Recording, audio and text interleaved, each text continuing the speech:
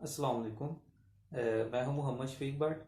आज का जो टॉपिक है वो एक डिफरेंट टॉपिक के साथ मैं ये वीडियो बना रहा हूं जो बहुत से स्टूडेंट्स का और बहुत से लोगों की प्रॉब्लम भी है ये। तो ये फाइनेंस अकाउंटिंग और इन जनरल टॉपिक्स जो है हट के एक है जो क्योंकि मैंने ये चैनल बनाते हुए आप लोगों से कहा था कि इसमें हर टॉपिक से रिलेटेड वो सारा मटेरियल और मैं अपना एक्सपीरियंस ऑलमोस्ट मैं 65 डिफरेंट जॉब टेस्ट में अपीयर हो चुका हूँ और बहुत सारी जो है उनका प्रोसेस चल रहा है। मैंने रिटन टेस्ट भी बहुत सारे क्लियर किए। तो मैं सोच रहा था कि जो मैंने इन चीज़ों से सीखा, जो मैं एज ए जॉब प्रिपरेशन जब करवाता हूँ स्टूडेंट्स को जो मेरे पास आते हैं मास्टर डिग्री करने के बाद, उनकी जो प्रॉब्लम्स हैं तो उनको डिस्कस करूं। सबसे पहले जो टॉपिक है आज की वीडियो का, how to prepare for competitive exams of government jobs of BS 16, 17 and 18। जो गवर्नमेंट की जॉब्स आती हैं इनके लिए कैसे प्रिपरेशन करें, सबसे बड़ा सवाल। इसको मैं टू कैटेगरीज में डिवाइड करूंगा जी। टू कैटेगरीज में कैसे? एक ऐसी जॉब्स हैं जो सब्जेक्ट से रिलेटेड है, सब्जेक्ट रिलेटेड, और सेकंड है जी आपकी जनरल नॉलेज वाली।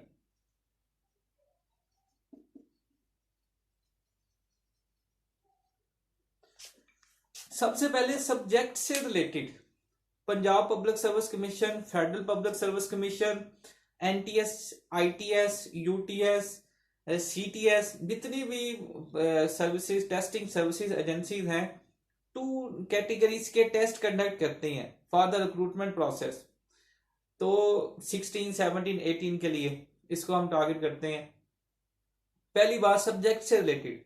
अब मेजॉरिटी जो लोग अटेम्प्ट होते हैं ना इसमें जॉब से रिलेटेड टेस्ट में, वो मास्टर डिग्री होल्डर होते हैं या बैचलर डिग्री होल्डर होते हैं। नॉर्मली मास्टर डिग्री होल्डर होते हैं। तो सब्जेक्ट रिलेटेड जो है इस पर आ जाते हैं। सबसे पहले सब्जेक्ट रिलेटेड।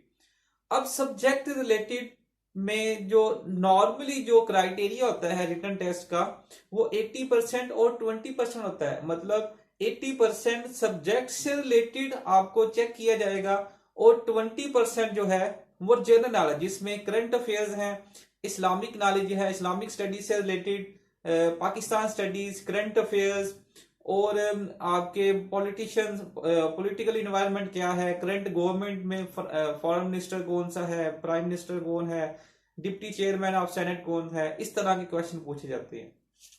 अब प्रॉब्लम कहां पे आती है? सब्जेक्ट से रिलेटेड।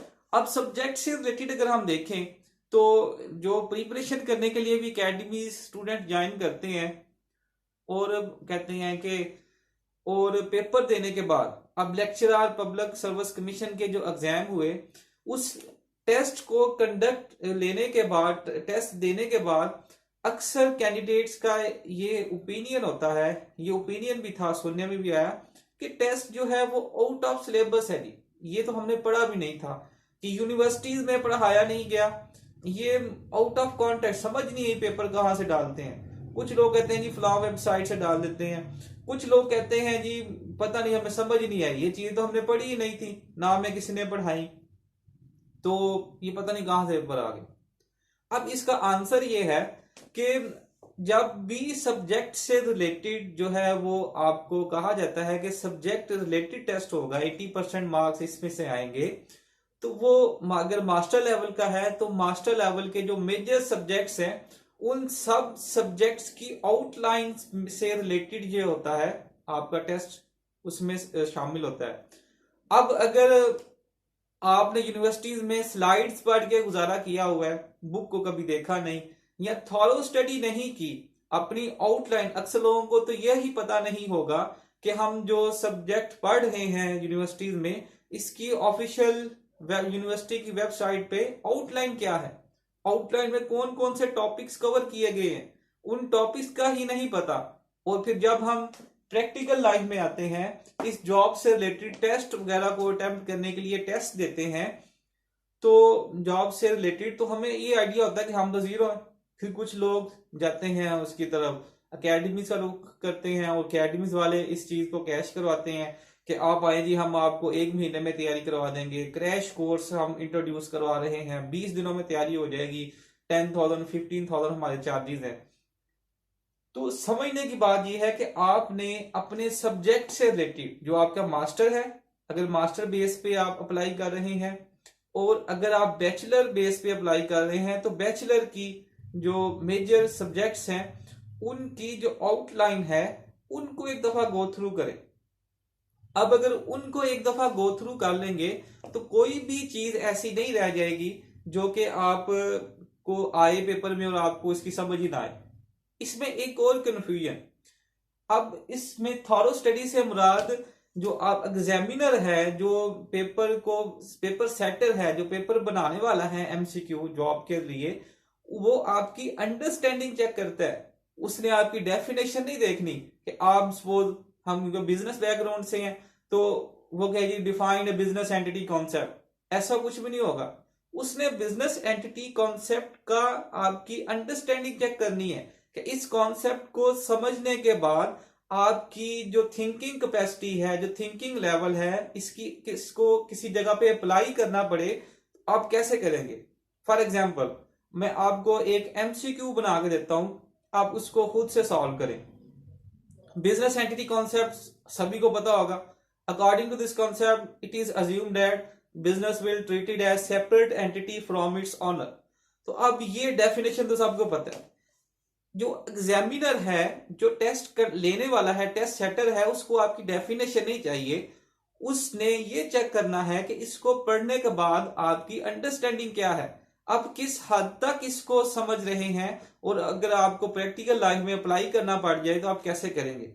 फॉर एग्जाम्पल एक एमसीक्यू बनाता हूं, आप इसको खुद से सोचें, फिर मैं आपको आंसर उसका भी करूंगा। अब बिजनेस एंटिटी कॉन्सेप्ट पढ़ा, हम एक सिनेरियो बनाते हैं। सपोज मिस्टर एबीसी पे tuition fee of his children from his personal resources. Mr. ABC is the owner of business, pay tuition fee of his children from his personal resources. इसके option हैं, we will debit drawings account, cash account, tuition fee account, rent account। क्या हम करेंगे।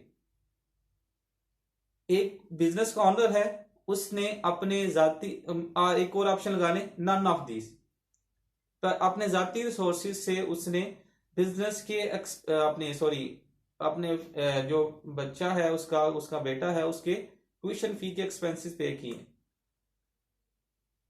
तो इसका option है, correct जो answer है वो ये है, नन ऑफ द अबव।